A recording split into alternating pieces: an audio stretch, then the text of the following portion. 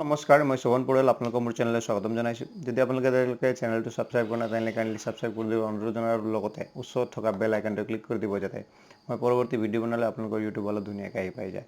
এইখিনি ক'বলগীয়া কথাখিনি সদায় কৈ দিওঁ আপোনালোকে বৰিং নহয় যাতে। এতিয়া আমি ভিডিঅ'টোৰ পাৰ্টটো আজি কি আলোচনা কৰিম সেইটোলৈ যাওঁ। ক্লাছ 8ৰ ছ'চিয়েল ছায়েন্স পাৰ্ট নম্বৰ 19 আৰ্থসামাজিক উন্নয়নত বিত্তীয় অনুষ্ঠান প্ৰতিষ্ঠানৰ ভূমিকা। তো আৰ্থসামাজিক উন্নয়ন মানে প্ৰথমে আমি বুজি লওঁ। আৰ্থসামাজিক মানে অৰ্থনৈতিক আৰু সামাজিক। অৰ্থ আৰু সমাজ এই দুটা বস্তু লৈ পেলাই আৰ্থসামাজিক বোলা বস্তুটো হৈছে অৰ্থনৈতিক আৰু সামাজিকত চমুকৈ আৰ্থসামাজিক বুলি কোৱা হয়। তো আৰ্থসামাজিক উন্নয়ন মানে হ'ল কোনো এখন দেশৰ বা কোনো এটা জেগাৰ অৰ্থনৈতিক আৰু সামাজিক দুয়োটা দিশত উন্নয়নটোকে আৰ্থসামাজিক উন্নয়ন বুলি কোৱা হয়। অৰ্থনৈতিক আৰু সামাজিক উন্নয়নটো কি আছে এটাৰ ওপৰত আনটো পৰস্পৰে নিৰ্ভৰশীল। মানে অৰ্থনৈতিক উন্নয়ন হ'লে সামাজিক উন্নয়ন হ'ব, সামাজিক উন্নয়ন হ'লে অৰ্থনৈতিক উন্নয়ন হ'ব। এইটো দুটাটো পৰস্পৰে নিৰ্ভৰশীল। এতিয়া পাঠটো আলোচনা কৰিবলৈ দিয়া বিষয়বস্তুলৈ আহোঁ। পাঠটোত আলোচনা কৰা হৈছে দেশৰ উন্নয়ন আৰু জনসাধাৰণৰ কল্যাণ সাধন কৰাটোৱে এখন চৰকাৰৰ মূল লক্ষ্য। চৰকাৰৰ মূল লক্ষ্যটো হ'ল দেশৰ উন্নয়ন আৰু জনসাধাৰণৰ কল্যাণ সাধন কৰা।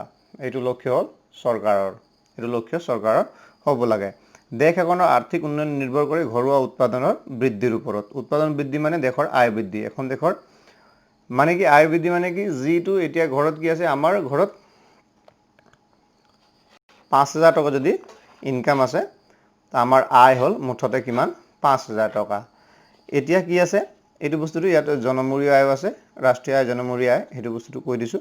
জনমূৰি আয় মানে হ'ল এখন ঘৰত ধৰক আপোনাৰ ঘৰত মানুহ আছে 5জন মানুহ আছে, তাৰে ইনকাম কৰে ধৰা দেউতাই কিবা এটা চাকৰি কৰে পায় ধৰি লৈছোঁ 35,000 টকা আৰু মায়ে ধৰি লওক 4 নম্বৰজনে কৰে কিবা এটা ধৰি লওক বা অংগনাবাদীতে কৰে বুলি ধৰি লওক 6,000 টকা পালে ধৰি ল'লোঁ। এইটো এমাউণ্টটো নিমিলিব পাৰে অংগনাবাদীৰ লগত, এটা কিবা এটা কৈ দিছোঁ আৰু। তাৰপিছত বাকীখিনি 3জনে কি কৰে 3 to 1 কি কৰে একো নকৰে। এইখিনি আমাৰ এতিয়া ঘৰৰ মুঠ উৎপাদনটো হ'ল কিমান 35 আৰু 6 মানে হ'ল 41,000 আমাৰ ঘৰুৱা উৎপাদন। এইটো হ'ল আমাৰ যেনেকৈ দেশৰ হিচাপত যদি কৰা হয় এইটো হ'ল দেশৰ ৰাষ্ট্ৰীয় আয়। মানে দেশৰ অৰ্থনৈতিক খণ্ডত উৎপাদিত সেৱা আৰু সামগ্ৰীৰ পৰা দেশ এখনে এক বছৰত যিমানখিনি আয় কৰে সেইটো হ'ল ৰাষ্ট্ৰীয় আয়। আমি এইটো মাহেকৰ হিচাপ কৰিলোঁ, এইটো যদি বছৰেকৰ হিচাপ কৰা হয় আৰু দেশৰ হিচাপ কৰা হয় তেনেহ'লে এইটো হ'ল টোটেলটো হ'ল ৰাষ্ট্ৰীয় আয়। এতিয়া ৰাষ্ট্ৰীয় আয়ৰ পৰা আমাৰ 41,000 আমি পাইছিলোঁ। 41,000ৰ পৰা আমি হিচাপ কৰিম জনমূৰি আয়টো।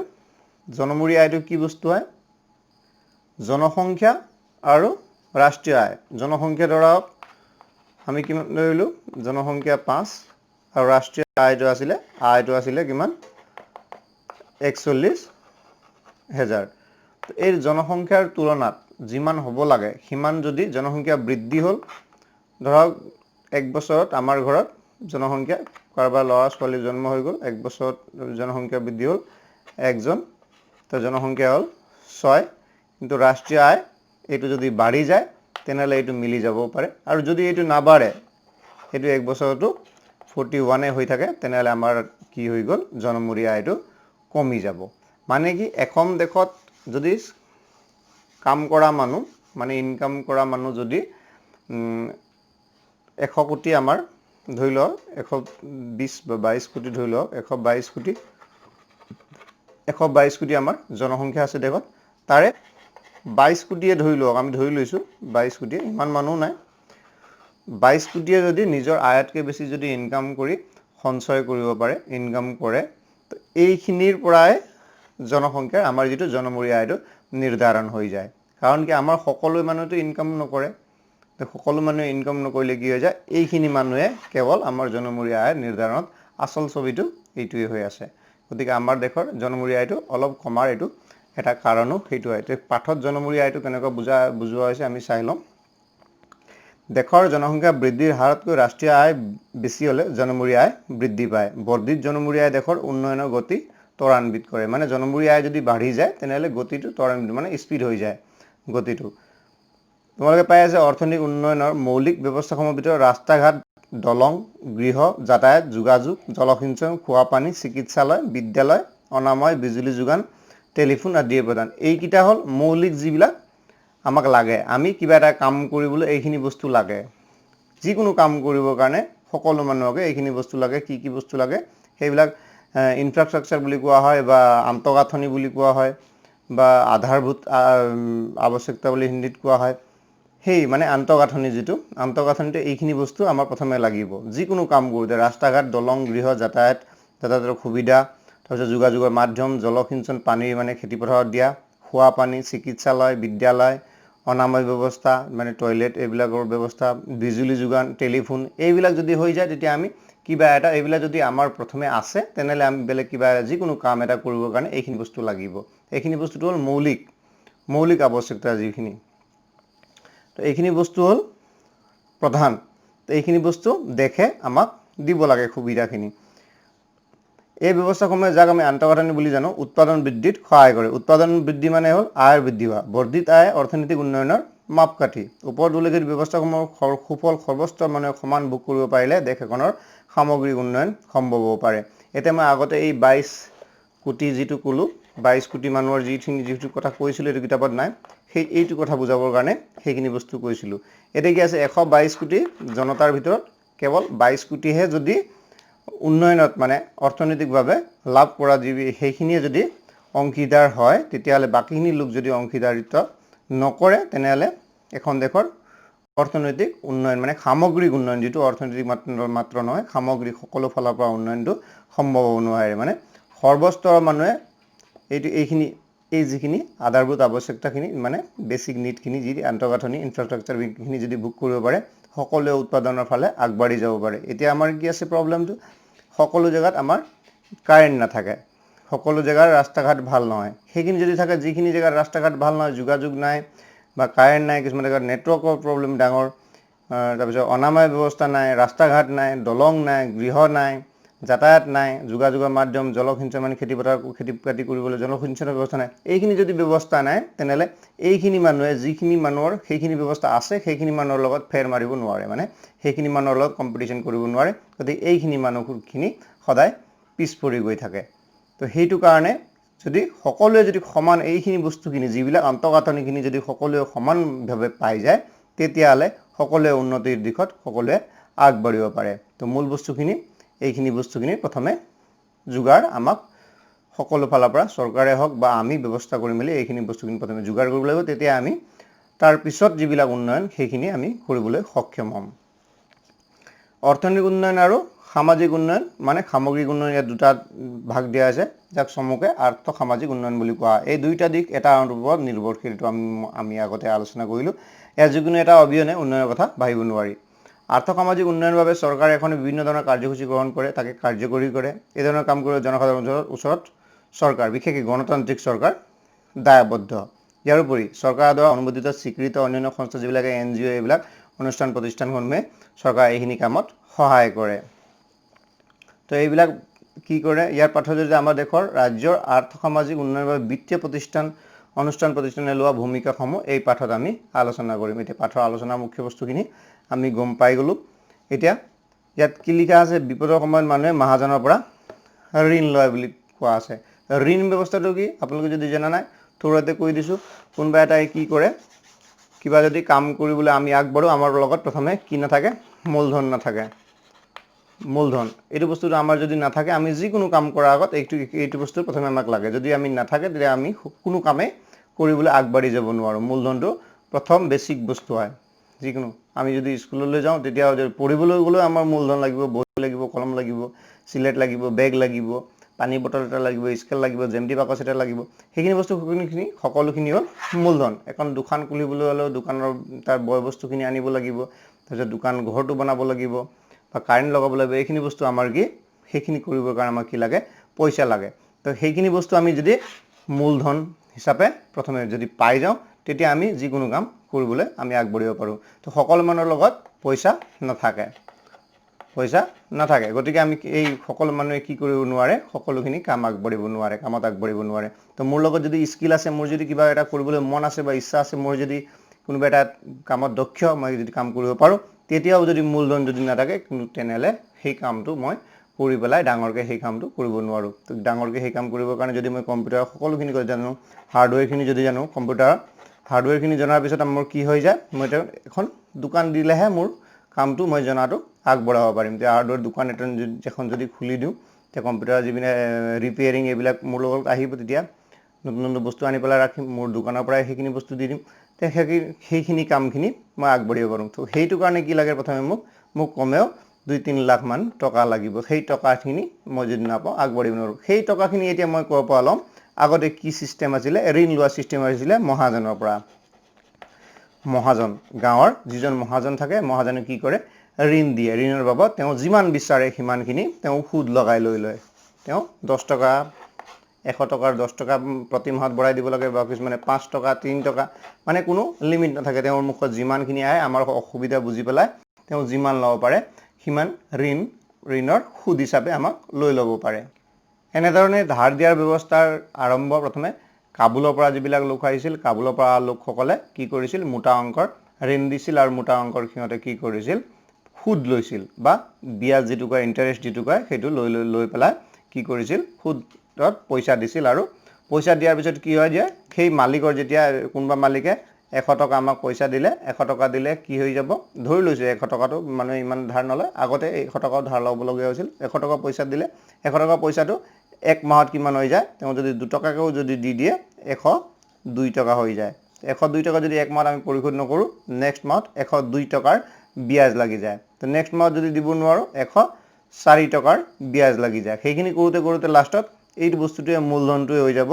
400-500 টকা হৈ যাব 400-500 টকা মূলধন হলে সেইটো যদি পৰিশোধ নকৰে লাষ্টত গৈ থৈ মানুহৰ কি হৈ যাব সকলোখিনি যিবিলাক সম্পত্তি আছে সেই সকলোখিনি সম্পত্তি কি হৈ যায় এই মালিকজনে লৈ যায় মানে ধাৰ দিব নোৱাৰাৰ কাৰণে মালিকজনৰ সকলোখিনি সম্পত্তি মালিকক দিবলগীয়া হৈ যায় তো এইটো ব্যৱস্থা অলপ আগতে আমাৰ দেশত বহুত প্ৰচলিত আছিল এতিয়াও কিছুমান জায়গাত মানে সুদত পইচা দিয়া ব্যৱস্থা আছে কিন্তু বৰ্তমান কি হৈছে বেংকসমূহে এতিয়া বিত্তীয় অনুষ্ঠান প্ৰতিষ্ঠানসমূহৰ কথা আমি আগবাঢ়িম বিত্তীয় অনুষ্ঠান প্ৰতিষ্ঠানসমূহ যেতিয়াৰ পৰা আৰম্ভ হ'ল সেইখিনি আৰম্ভ হোৱাৰ পিছত সেইখিনি বস্তু বিত্তীয় অনুষ্ঠান প্ৰতিষ্ঠানবিলাকে কম বিয়াজত মানে কম সুদত চৰকাৰীভাৱে ঋণটো আমাক দিবলৈ আৰম্ভ কৰিলে সেইখিনি বস্তু আমি আলোচনা কৰিম তাৰ আগতে আমি প্ৰশ্ন উত্তৰখিনি লৈ লৈছোঁ এখন দেশৰ আৰ্থিক উন্নয়ন কিহৰ ওপৰত নিৰ্ভৰ কৰে ইয়াৰ উত্তৰটো ইয়াত আছে দেশ এখনৰ আৰ্থিক উন্নয়ন নিৰ্ভৰ কৰে ঘৰুৱা উৎপাদন বৃদ্ধিৰ ওপৰত 2 নম্বৰ প্ৰশ্নটো হ'ল ৰাষ্ট্ৰীয় আয় মানে কি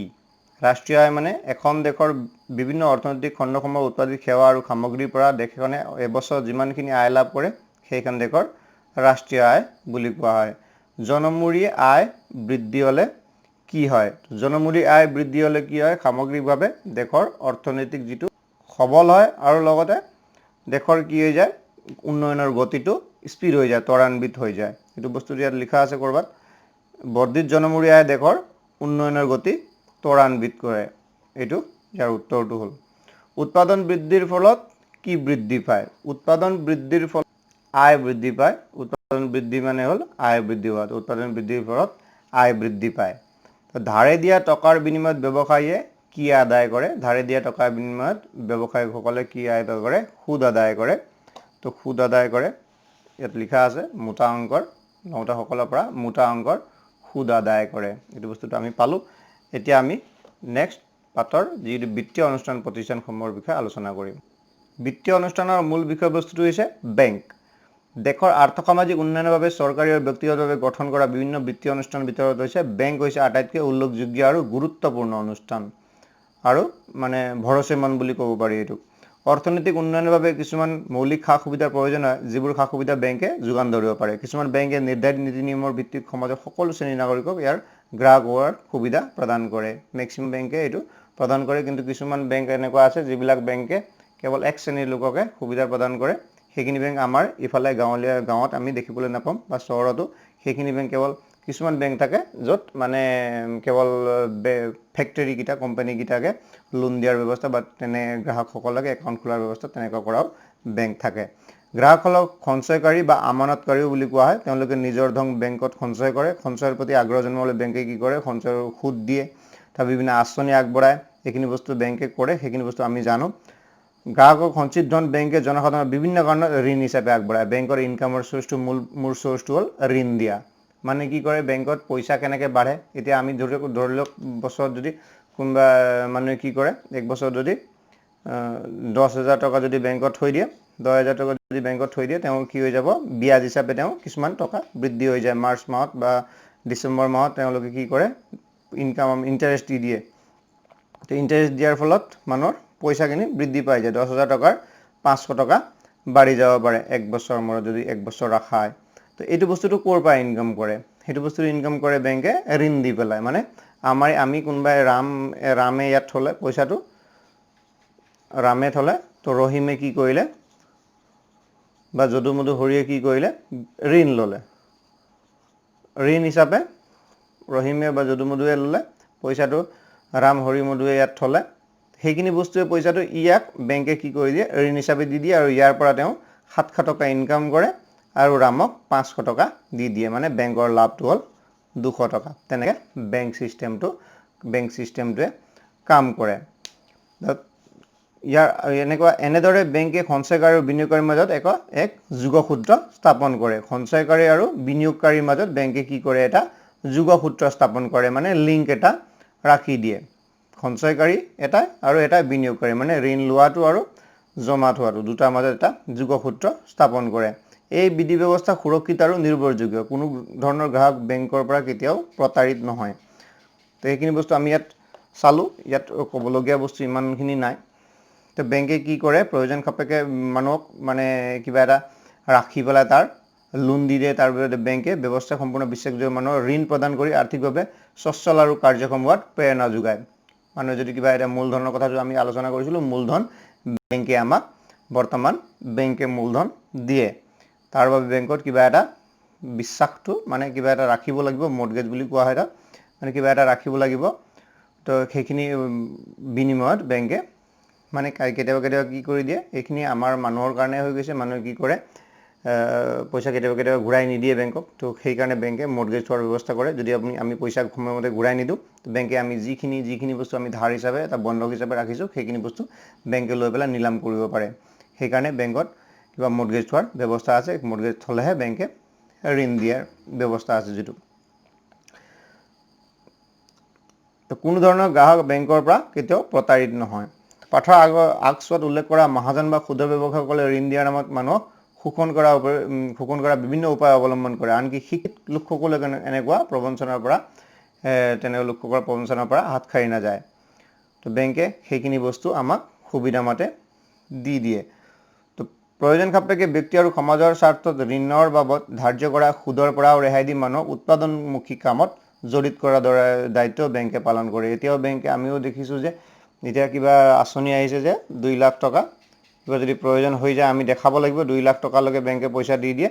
তাৰ পৰা যদি আমি সকলোখিনি পৰিশোধ কৰি দিওঁ, আমাৰ 50,000 টকা কি ছাবচিডি হিচাপে বেংকে মানে আকৌ একাউণ্টত ঘূৰাই দিয়ে। এনেকুৱা প্ৰকল্পবিলাক বহুত ধৰণৰ আহি থাকে, আঁচনিবিলাক। সেই আঁচনিবিলাক চৰকাৰে যাতে সকলো মানুহে মূলধন লৈ পেলাই কিবা এটা কামত আগবাঢ়ক, সকলো মানুহ স্বাৱলম্বী হওক, সেইকাৰণে চৰকাৰে সেই উদ্দেশ্য আগত ৰাখি চৰকাৰে তেনেকুৱা ব্যৱস্থা মাজে মাজে কৰি থাকে। সেইখিনি লৈ পেলাই কিছুমানে কি কৰি দিয়ে, আকৌ পইচাখিনি ঘূৰাই নিদিয়ে। তেনেকৈ কৰিব নালাগে। বেংকৰ ঋণবিলাক সময়মতে ঘূৰাই দিয়াৰ ব্যৱস্থা কৰিব লাগে। তো কেন্দ্ৰীয় বেংকৰ ভাগ আছে কিছুমান। সেইখিনি কেনেকুৱা বেংক আছে, এইবোৰৰ ভিতৰত কেন্দ্ৰীয় বেংক, বাণিজ্যিক বেংক, উদ্যোগিক আৰু বিনিয়োগ বেংক, সমবায় বেংক, ভূমি বন্ধকী বেংক আদিৰ প্ৰধান। এইখিনি বেংকে প্ৰধান যিটো বেংক ব্যৱস্থাৰ। কেন্দ্ৰীয় বেংক হ'ল এখন দেশৰ মূল বেংক, যিটো মানে ব্যৱস্থাৰ মুৰব্বী বা শীৰ্ষস্থানীয় বেংকটো হ'ল কেন্দ্ৰীয় বেংক। দেশ এখনৰ প্ৰধান বেংকটো হ'ল কেন্দ্ৰীয় বেংক। ভাৰতত যেনেকুৱা কেন্দ্ৰীয় বেংক আছে একটা, সেইটোৰ নাম হ'ল ভাৰতীয় ৰিজাৰ্ভ বেংক। ৰিজাৰ্ভ বেংকে কি কৰে, পইচা ছপা কৰা কামবিলাক চব ৰিজাৰ্ভ বেংকে কৰে। কাগজী মুদ্ৰা যিবিলাক আছে সেইটো ৰিজাৰ্ভ বেংকে কৰে। ৰিজাৰ্ভ বেংক অফ ইণ্ডিয়া বুলি কোৱা হয় তাক। তো 1935 চনত এই বেংক স্থাপন কৰা হৈছিল। এই বেংকে মাত্ৰ কাগজী মুদ্ৰা মানে বনাব পাৰে, বাকী কোনো বেংকে কাগজী মুদ্ৰা বনাব নোৱাৰে। সেই ৰিজাৰ্ভ বেংকটো হ'ল সকলো বেংকৰ দেউতা বা বাপেক বুলিলেও ভুল নহ'ব, কাৰণ সকলো বেংকে ৰিজাৰ্ভ বেংকৰ তলতে কাম কৰে। ৰিজাৰ্ভ বেংকে সকলোখিনি বেংকৰ কি কৰে, হিচাপ নিকাচ লয়। পইচা পাতি বা হিচাপ নিকাচখিনি সকলো বেংক ৰিজাৰ্ভ বেংকৰ ওচৰত দায়বদ্ধ। সকলো বেংকে ৰিজাৰ্ভ বেংকক হিচাপ দিব লাগিব। থওঁতে ক'লে ৰিজাৰ্ভ বেংকে চৰকাৰৰ বেংক হিচাপে কাৰ্য সম্পাদন কৰে। চৰকাৰৰ বেংক হিচাপে ৰিজাৰ্ভ বেংকে কাৰ্য সম্পাদন কৰে। তো বাণিজ্যিক বেংক, ভাৰতৰ বেংক ব্যৱস্থাৰ সৰ্ববৃহৎ অংশটো বাণিজ্যিক বেংকৰ দ্বাৰা পৰিচালিত হয়। ৰিজাৰ্ভ বেংকেতো সকলোফালে সকলোখিনি কাম নকৰে, বাণিজ্যিক বেংকৰ দ্বাৰা সকলোখিনি কাম কৰা হয়। বাণিজ্যিক বেংকত মানুহে নিজৰ উপাৰ্জন টকা সঞ্চয় কৰে। এই প্ৰক্ৰিয়াত বেংক আৰু সঞ্চয়কাৰীৰ মাজত নিৰ্দিষ্ট চৰ্ত নিৰ্ধাৰণ কৰা থাকে। উদাহৰণস্বৰূপে সঞ্চয়কাৰীয়ে বিচৰা মতে বেংকে তেওঁ জমা ধন উলিয়াই দিবলৈ বাধ্য থাকে। সঞ্চয়কাৰীয়ে যদি বিচাৰে বেংকে তেওঁ জমা ধনখিনি ওলাই দিবই লাগিব। তো খ নম্বৰ, যিবিলাক লোকে বেংকে ঋণ দিয়ে তেওঁলোকে বেংকে ধাৰ্য কৰি দিয়া সুদৰ সৈতে নিৰ্দিষ্ট সময়ত ঋণখিনি ঘূৰাই দিব লাগে। যদি ঘূৰাই নিদিয়ে তেওঁ কিবা ৰিস্ক ফেক্টৰ যিখিনি ৰাখি লৈছে, যিখিনি মৰ্টগেজ ৰাখিছে, সেইখিনি বস্তু উঠাই পেলাই বেংকে কি কৰি দিয়ে, নিলাম কৰি দিয়ে বা বেংকে লৈ পেলাই সেইখিনি বস্তু জব্দ কৰে। তো প্ৰয়োজন সাপেক্ষে চৰ্তভিত্তিক বাণিজ্যিক বেংকে গ্ৰাহকসকলক দীৰ্ঘকালীন আৰু হ্ৰস্বকালীন ঋণ আগবঢ়ায়। বাণিজ্যিক বেংকসকলে গ্ৰাহকসকলক ঋণ আগবঢ়ায়। হ্ৰস্বকালীন মানে চুটি সময়ৰ কাৰণে, দীৰ্ঘকালীন মানে দীঘল সময়ৰ কাৰণে। তো ইয়াৰ পিছত আছে এইখিনি বেংক কেনেকুৱা বেংক আছে সেইখিনি বেংক ইয়াত লিখা আছে। কিছুমান বেংক চৰকাৰী বেংক বা প্ৰাইভেট বেংক, সেইখিনি কথাও লিখা আছে। State bank of India SBI, যিটো United bank of India UCO bank, bank of India, Punjab national bank, bank of Baroda আদি এইবিলাক হ'ল ৰাষ্ট্ৰীয় বেংক। এইবিলাক নেশ্যনেল মানে চৰকাৰী ধৰণৰ মানে গভৰ্ণমেণ্ট এইডেড, সেইবিলাক ৰাষ্ট্ৰীয় বেংক। আৰু ইয়াৰ পিছতে এইবোৰৰ উপৰি ব্যক্তিগত মানে প্ৰাইভেট বেংকখিনি আছে।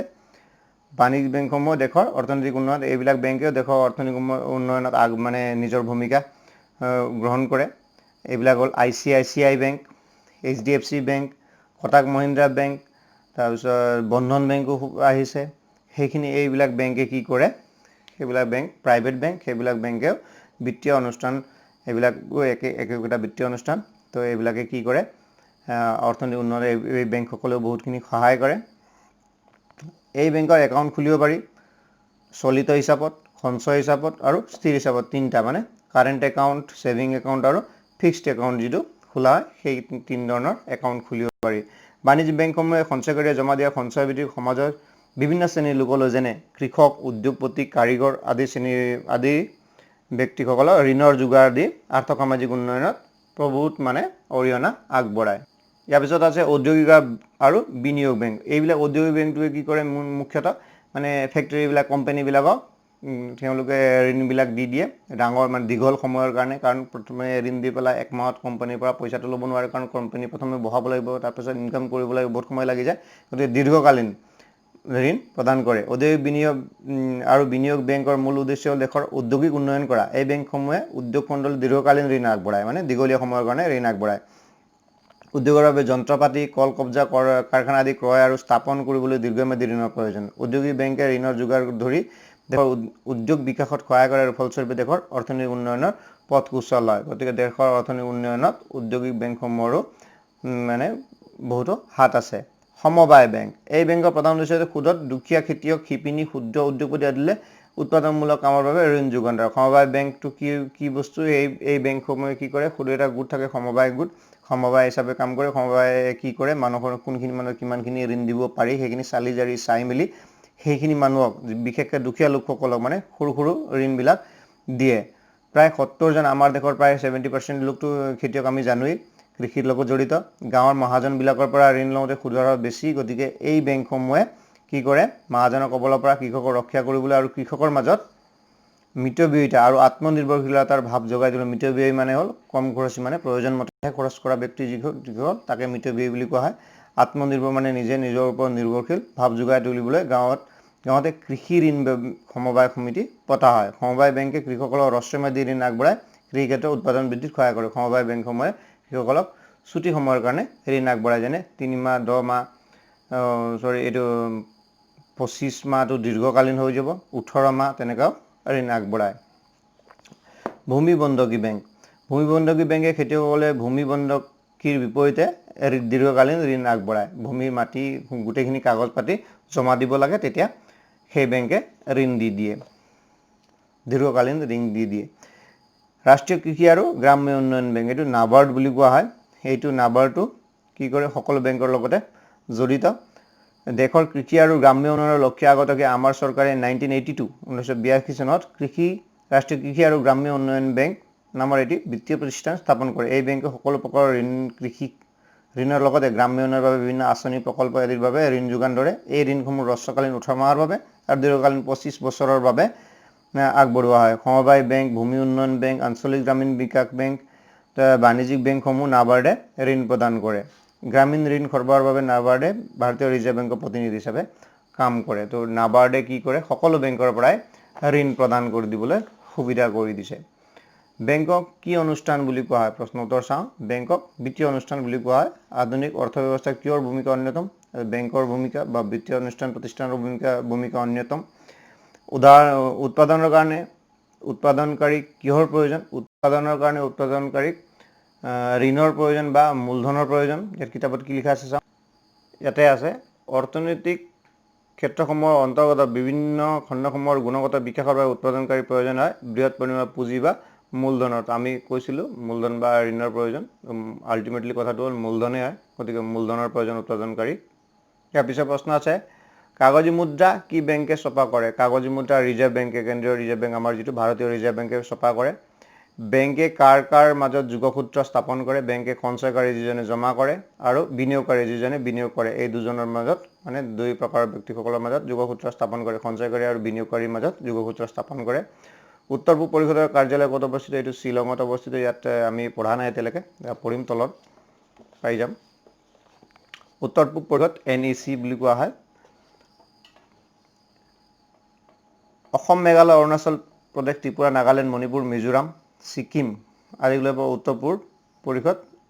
উত্তৰ পূব ভাৰত গঠিত। তোমালোকে ইতিমধ্যে পাই আহিছা যে প্ৰাকৃতিক সম্পদ ধনী হৈ ঔদ্যোগিক ক্ষেত্ৰত এই অঞ্চলটো অতি পিছপৰা। সেয়ে উত্তৰ পূব ভাৰতৰ আৰ্থিক দিশটো অন্যান্য দেশৰ অন্যান্য ৰাজ্যৰ লগত তুলনা কৰি পেলাই আমি চালে কি হৈ যায়, এইটো দুৰ্বল, অতি দুৰ্বল। এই বৃহৎ অঞ্চলটো সামগ্ৰিক উন্নয়নৰ লক্ষ্য আগত ৰাখি ভাৰত চৰকাৰে 1971 চনত উত্তৰ পূব পৰিষদ NEC নামৰ অনুষ্ঠানটো গঠন কৰে। ভাৰতৰ ৰাষ্ট্ৰপতিয়ে উত্তৰ পূব ভাৰতৰ আটাইকেইখন ৰাজ্যৰ মুখ্যমন্ত্ৰী আৰু ৰাজ্যপালসকলৰ মাজৰ পৰা এজনক পৰিষদৰ অধ্যক্ষ হিচাপে মনোনীত কৰে। ইয়াৰ উপৰি ৰাষ্ট্ৰপতিৰ এজন কেন্দ্ৰীয় মন্ত্ৰীক এই পৰিষদৰ সভ্য হিচাপে মনোনীত কৰাৰ অধিকাৰ আছে। কেন্দ্ৰীয় মন্ত্ৰী নিযুক্ত কৰিব পাৰে, মানে এইটো NECত মানে উত্তৰ পূব পৰিষদৰ ৰাষ্ট্ৰপতিয়ে কেন্দ্ৰৰ মন্ত্ৰী যিকোনো এজনক মানে মনোনীত কৰিব পাৰে। তো NECৰ মুখ্য লক্ষ্য আৰু উদ্দেশ্যসমূহ আমি আলোচনা কৰিম। সুসংগত আঞ্চলিক পৰিকল্পনাৰ জৰিয়তে সমগ্ৰ উত্তৰ পূব ভাৰতৰ আৰ্থ-সামাজিক উন্নয়নৰ বাবে যথাযথ প্ৰচেষ্টা গ্ৰহণ কৰা। পৰিকল্পনাযুক্ত যিকোনো পৰিকল্পনাৰ জৰিয়তে উত্তৰ পূব ভাৰতৰ অৰ্থনৈতিক সামাজিক উন্নয়নৰ বাবে যথাযথ প্ৰচেষ্টা, যিকোনো প্ৰচেষ্টা ল'ব লাগিলে তো NECয়ে সেই প্ৰচেষ্টা হাতত ল'ব পাৰে বা হাতত লয়। সুষম আঞ্চলিক উন্নয়নৰ জৰিয়তে আঞ্চলিক ভাৰসাম্যতা ৰক্ষা কৰা আৰু অসমতা দূৰ কৰা। অসমতা মানে হ'ল মানে উচ নিচ কিবা যদি সৰু ডাঙৰ বেপাৰ বাণিজ্যৰ ক্ষেত্ৰতো সকলোকে সমান দৃষ্টিভংগী ৰখাৰ কাৰণে আঞ্চলিক মানে ভাৰসাম্য ৰক্ষাত সহায় কৰে।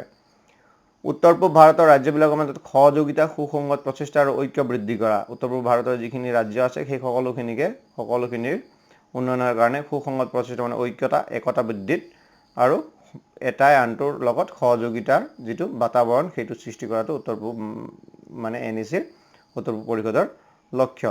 অংশীদাৰ ৰাজ্যবিলাকৰ আন্তঃকাঠামোমূলক ব্যৱস্থাবোৰৰ উন্নয়নৰ বাবে প্ৰচেষ্টা লোৱা। উত্তৰ পূব ভাৰতৰ অৰ্থনৈতিক সম্পদ আৰু প্ৰণালীবদ্ধ জৰীপ কাৰ্য সম্পাদন কৰা আৰু তাৰ লগতে সেই সম্পদৰ ভিত্তিত গ্ৰহণ কৰিবলগীয়া বিভিন্ন প্ৰকল্প, আঁচনি, উপকাৰিতা আৰু যথাযথতা নিৰ্ণয়ৰ বাবে জৰীপ চলোৱা। এইখিনি বস্তু লক্ষ্য আৰু উদ্দেশ্য। উত্তৰ পূব বিত্তীয় নিগম, north eastern development finance corporation limited, LTD মানে হ'ল লিমিটেড। উত্তৰ পূব ভাৰতৰ অন্তৰ্গত ৰাজ্যসমূহত বিত্তীয় সাহায্য আগবঢ়োৱাৰ নিমিত্তে 1995 চনৰ উত্তৰ পূব উন্নয়ন বিত্তীয় নিগম বা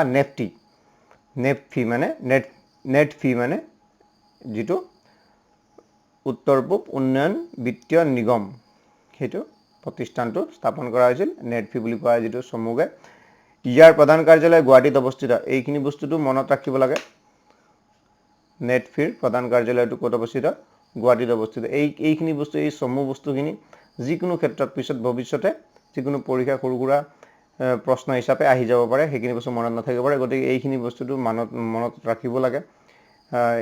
NECৰ যিটো মুখ্য কাৰ্যালয় শ্বিলঙত অৱস্থিত, তাৰপিছতে নেটফিৰ মুখ্য কাৰ্যালয়টো গুৱাহাটীত অৱস্থিত সেইখিনি বস্তুটো মনত ৰাখিব লাগে ক্ষুদ্ৰ উদ্যোগ কুটিৰ উদ্যোগ হস্ততাঁত আৰু বস্ত্ৰ উদ্যোগ আত্মসহায়ক গোট আদি উৎপাদিত বস্তু বিক্ৰীৰ বাবে এই নিগমে সা সুবিধা আগবঢ়ায় নেটফিৰ সাহায্যত উৎপাদিত বস্তুসমূহ বিক্ৰী কৰিবলৈ গুৱাহাটীৰ আমবাৰীত নেটফি হাট নামৰ অনুষ্ঠান এটা আছে নেটফি হাট মানে বজাৰ সেইটো আমি জানো গতিকে আমবাৰীত সেইটো এটা অনুষ্ঠান আছে এইখিনি বস্তু গোট বা আত্মসহায়ক গোট সেইখিনি আমি শুনিছোঁ সেইখিনি যদি কিবা বস্তু উৎপাদন কৰে বিভিন্ন হস্ততাঁত শিল্পবিলাক তাত আছে তো সেই শিল্পবিলাকৰ পৰা নিৰ্মিত বা মোনা বনাই কিবা বনাই গোটৰ জৰিয়তে সেইখিনি বস্তু যদি বিক্ৰী কৰিব লাগে নেটফি আমাক সহায় কৰে নেটফি হাটত আমি সেইখিনি বস্তু বিক্ৰী কৰাৰ কাৰণে ব্যৱস্থা কৰিব পাৰোঁ নেটফিয়ে অঞ্চলটোৰ থলুৱা সম্পদসমূহৰ উপযুক্ত ব্যৱহাৰৰ বাবে পৰিৱেশ আৰু আন্তঃগাঁথনিৰ প্ৰকল্পসমূহ চিনাক্তকৰণ আৰু প্ৰতিপালন কৰাত সহায় কৰে নেটফিৰ মুখ্য কাম হ'ল অঞ্চলটোৰ সম্পদসমূহ ব্যৱহাৰ কৰি উৎপাদনমুখী কামত সহযোগ কৰা আৰু জনসাধাৰণৰ অৰ্থনৈতিক উন্নয়ন সাধন কৰা ইয়াৰ মুখ্য কামটো কি হ'ল অঞ্চলটোৰ সম্পদসমূহ ব্যৱহাৰ কৰি অঞ্চলৰ ভিতৰত থকা যিখিনি উপযুক্ত সম্পদসমূহ যিখিনি সম্পদ ব্যৱহাৰ কৰিব উৎপাদন কৰিব পাৰি সেইখিনি সম্পদ ব্যৱহাৰ কৰি উৎপাদনমুখী কামত মানে নিয়োগ কৰি পেলাই সেইখিনি বস্তুত মানে যি ৰাইজ আছে সেই ৰাইজৰ মাজত গোট ভোগ কিবা এটা মানুহক মানে একত্ৰিত কৰি সেইখিনি বস্তুত ব্যৱহাৰ কৰি এইখিনি কাম আপোনালোকে কৰক এইখিনি কামৰ বাবে আমি সহায় কৰিম সেইখিনি কৰি পেলাই ৰাইজৰ মাজত যিটো একতা বা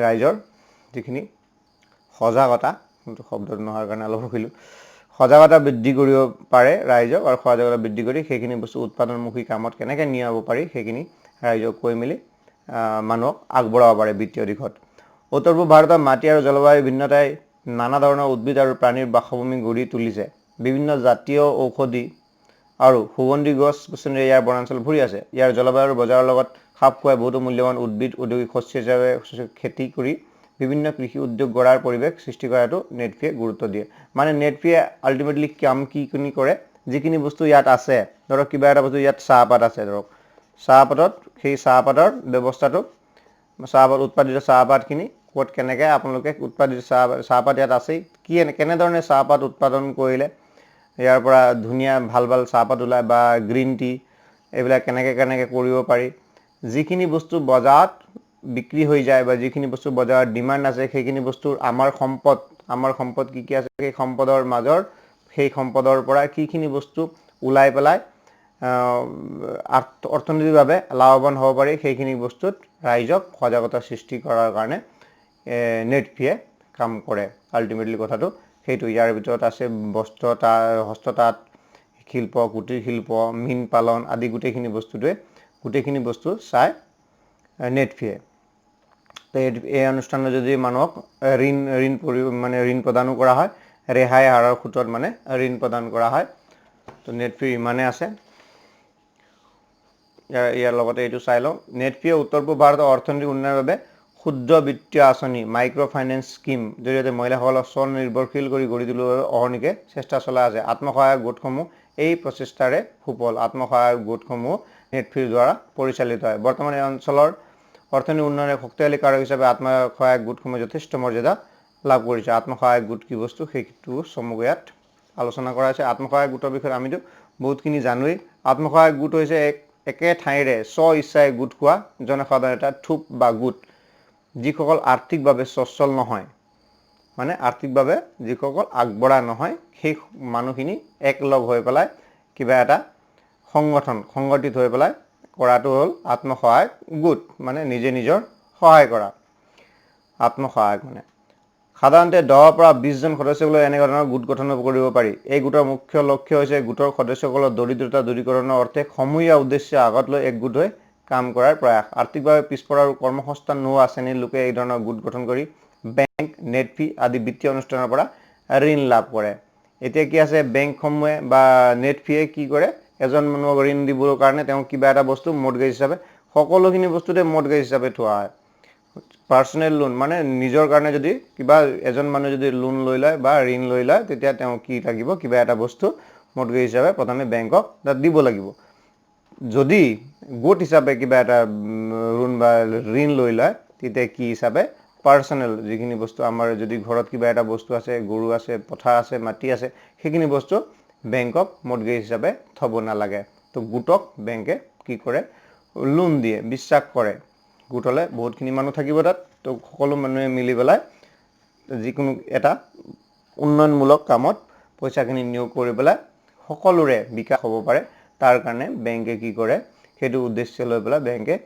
লোন দিয়ে বা ঋণ দিয়ে আত্মসহায়ক গোটে কৰ্মসংস্থানীন যুৱক যুৱতীসকলক বিভিন্ন ধৰণৰ ধন উপাৰ্জনৰ পথ উলিয়াই দিয়াত সহায় কৰে তদুপৰি এই গোটৰ জৰিয়তে গাঁও অঞ্চলৰ দৰিদ্ৰ সীমাৰেখাৰ তলৰ লোকসকলে হাঁহ কুকুৰা পালন কাপোৰ বোৱা চিলাই কৰা ফুল খেতি কৰা আদি বিভিন্ন ধৰণৰ স্বনিয়োজনমূলক কামখিনি কৰিব পাৰে তো এইখিনি আত্মসহায়ক গোটৰ বিষয়ে আৰু নকওঁ এইখিনি বস্তু আপোনালোকে জানে পাঠত পঢ়িলেও বুজি পাই যায় কাৰণ আত্মসহায়ক গোট আপোনালোকে দেখি আছে সেইখিনি বস্তু নিজৰ মাৰ লগত সুধিলেও কৈ দিব পাৰে গতিকে এইখিনি বস্তু আপোনালোকে বেছি কষ্ট কৰিব নালাগে এইখিনি বস্তু সহজ বস্তু হয় তো ইয়াৰ লক্ষ্য আৰু উদ্দেশ্য আছে আত্মসহায়ক গোটৰ গঠনৰ জৰিয়তে সমূহীয়াভাৱে কাম কাজ কৰাৰ শক্তি আৰু উদ্যম সৃষ্টি কৰা অকলে কাম কৰিবলৈ মন নাযায় সমূহীয়াভাৱে যিকোনো কাম কৰিবলৈ মন যায় উন্নয়নমূলক আঁচনিৰ জৰিয়তে বিত্তীয় প্ৰতিষ্ঠানৰ পৰা ঋণ গ্ৰহণৰ সুবিধা লোৱা এইটো ক'লোৱেই গোটৰ সদস্যসকলে সমূহীয়াভাৱে অৰ্থনৈতিক কাৰ্যসূচী গ্ৰহণ কৰা গোটৰ সদস্যৰ মাজত সঞ্চয় অভ্যাস গঢ়ি তোলা এইটো বস্তুটো ডাঙৰ বস্তু হয় আমাৰ কি আছে আগতে কি আছিলে মানুহে আদিম যুগত কি কৰিছিলে আজি খালে আজি ইনকাম কৰিলে আজি কিবা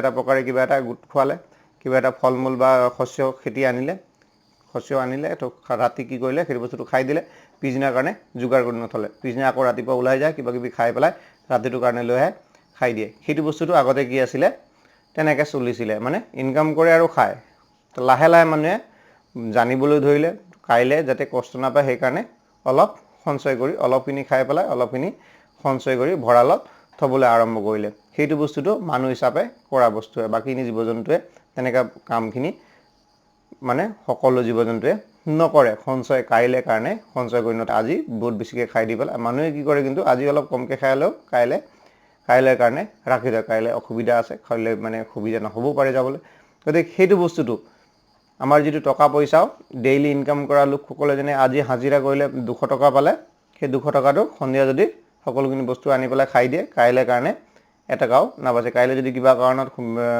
কিবা ভৰিত যদি কাটি দিয়ে বা হাতত কিবা হৈ যায় তেতিয়া কাইলৈ ৰাতিৰ কাৰণে মেডিচিনৰটো বাদে দিয়ক খোৱাৰ কাৰণেও পইচা নহ'ব গতিকে সেইখিনি বস্তু গোটৰ জৰিয়তে কি আছে সঞ্চয়ৰ অভ্যাস মানে মাহিলী কিবা এটা বস্তু তাত সঞ্চয় কৰি ৰখা হয় তো সঞ্চয়ৰ অভ্যাসটো গঢ়ি তুলি দিয়ে গোটে ইয়াৰ পিছত প্ৰশ্ন উত্তৰ আছে চাই লওঁ দেশৰ আৰ্থসামাজিক উন্নয়নৰ বাবে চৰকাৰে কি কৰে তো ইয়াতে উত্তৰটো আছে ইয়াত প্ৰথম পাঠতে তলফালে আছে আৰ্থসামাজিক উন্নয়নৰ বাবে চৰকাৰ এখনে বিভিন্ন ধৰণৰ কাৰ্যসূচী আঁচনি আদি গ্ৰহণ কৰে আৰু তাৰ কাৰ্যকৰী কৰে ইয়াৰ পিছত আছে অৰ্থনৈতিক উন্নয়নৰ মূল উপাদান কেইটামানৰ নাম উল্লেখ কৰা অৰ্থনৈতিক উন্নয়নৰ মূল উপাদান কেইটা আমি পাইছিলোঁই ৰাস্তা ঘাট দলং চিকিৎসালয় বিদ্যালয় এইবিলাক বস্তু অৰ্থনৈতিক উন্নয়নৰ মূল উপাদান হ'ল বিত্তীয় অনুষ্ঠান প্ৰতিষ্ঠান কাক বোলে বিত্তীয় অনুষ্ঠান প্ৰতিষ্ঠান হ'ল যিবিলাক অনুষ্ঠান প্ৰতিষ্ঠানসমূহে বিত্তীয় লেনদেনৰ জৰিয়তে